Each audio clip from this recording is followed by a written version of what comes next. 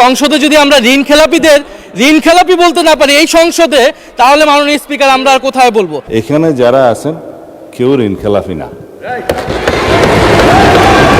মাননীয় স্পিকার, এখানে কিন্তু আমরা নির্বাচনের আগেও ঋণ খেলাপিদের বিরুদ্ধে কথা বলেছি, ঋণ খেলাপিদের নমিনেশন দেওয়া হয়েছে।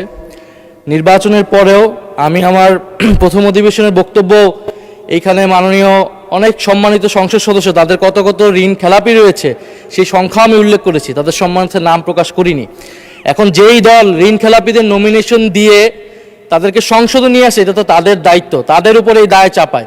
এখন যদি সংসদে এতগুলো ঋণ খেলাপি থাকে, তাহলে এই সংসদকে তো ঋণ খেলাপিদের সংসদ বলবে, বা সরকার দলীয় লোকেরা যারা মেজরিটি 2/3 মেজরিটি করেছে তারা ঋণ খেলাপিদের সংসদে নিয়ে এসেছে, এটা সাধারণ মানুষ এটা স্বাভাবিকভাবেই বলবে। আর আমরা সংসদকে সার্বভৌম বলতেছি, এখন এই সংসদে যদি আমরা ঋণ খেলাপি বলতে না পারি এই সংসদে, তাহলে মাননীয় স্পিকার আমরা আর কোথায় বলবো? ফলে মাননীয় স্পিকার, আপনার কাছে অনুরোধ থাকবে যে যদি এই ধরনের শব্দ বলা হয়েও থাকে, সেটা আসলে এক্সপান্ড হওয়ার মতো কোনো বক্তব্য নয়। ধন্যবাদ মাননীয় চিফ হুইপ। মাননীয় স্বরাষ্ট্রমন্ত্রী মহোদয় কিছু বলতে চাচ্ছিলেন? জি মাননীয় স্বরাষ্ট্রমন্ত্রী, আপনি আপনার কথা 2 মিনিটের মধ্যে শেষ করবেন দয়া করে। তার চাইতেও কম লাগবে মাননীয় স্পিকার। দাঁড়াতে চাচ্ছিলাম না। এই মহান জাতীয় সংসদকে, আমরা জাতীয় সংসদের সকল সংসদ সদস্যদেরকে সম্মান প্রদর্শন করা আমাদের উচিত। আমি শুধু ইন্টারপ্রিটেশনটা দেব, কে কি বলেছেন সেটাতে যাব না।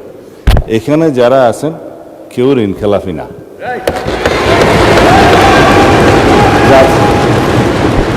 নির্বাচনী আইন, রিপ্রেজেন্টেশন অফ পিপুলস অর্ডার এবং অন্যান্য বিধিমালায় অনুসারে যারা ঋণ খেলাপি আদালত কর্তৃক সাব্যস্ত হবে, ঘোষিত হবে, তারা দে আর ডিসকোয়ালিফাইড, তারা এমপি হিসেবে নমিনেশন দিতে পারবে না, অবৈধ।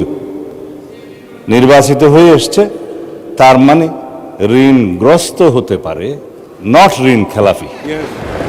এখন যদি এখানে কেউ ক্লেম করে যে এই সংসদের ঋণগ্রস্ত ঋণ খেলাপিদেরকে নমিনেশন দেওয়া হয়েছে, এটা কোনো লিগ্যাল ইন্টারপ্রিটেশনের ঠিকানা।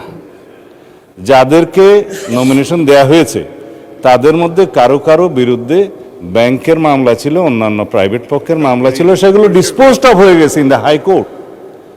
যখন হাইকোর্ট সুপ্রিম কোর্ট থেকে সেটা ডিসপোজড অফ হয়ে যায় এবং তাকে লেজিটিমেট ক্যান্ডিডেট হিসাবে ডিক্লেয়ার করা হয়, সে আর ঋণ খেলাপি নয় এবং তারা এখানে ইলেক্টেড হয়ে এসছে। এখন আমরা কেন বলছি এটা ঋণ খেলাপিদের সংসদ? কেউ কেউ ঋণগ্রস্ত হতে পারে ব্যবসা বাণিজ্য করতে যেয়ে, কিন্তু ঋণ খেলাপি হিসাবে যে এখানে ডিফেম করা হচ্ছে, it's a defamatory statement, it should be, I think, expunged. Thank you মাননীয় স্পিকার।